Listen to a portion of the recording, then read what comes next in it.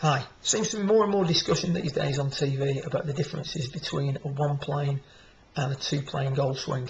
So what I thought I'd do is take the time to just illustrate the difference between the two different types of swing. We've used Zach Johnson on the left, who's pretty much a one-plane swinger, and Nick Price on the right, who's very much a two-plane swinger. If we just watch Zach Johnson swing through first at half speed, we can see quite a rounded, compact movement with very little difference between the backswing and the downswing in regards to the shape of the movement. If we then compare that with Nick Price's swing, we tend to see a little bit more of a difference between the shape of the backswing and the shape of the downswing. So if we now take a closer look at some simple differences, so that next time you hear this matter discussed, you have a better understanding of what's going on.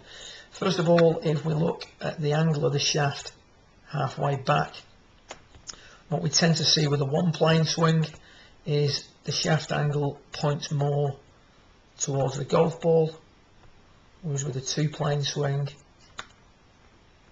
we tend to see the shaft setting a little bit more vertically at a point between the toes and the golf ball.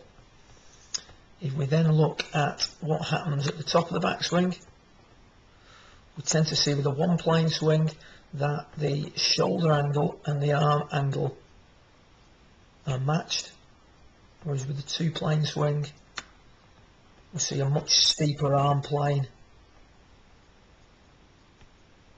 compared to a flatter shoulder angle.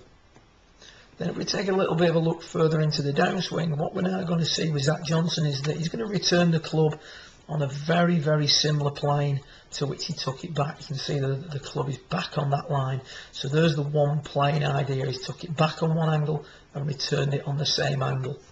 If we then compare that with Nick Price's movement, you're going to see a distinct shallowing of the shaft as he starts down.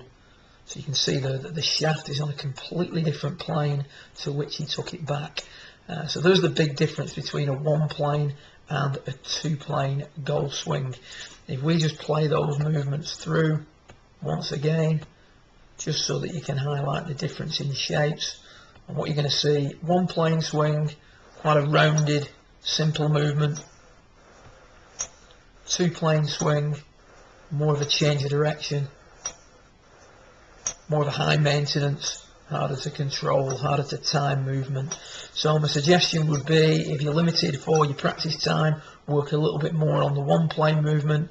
If you tend to like to feel what the club head's doing during the downswing, maybe the two-plane movement's the one for you.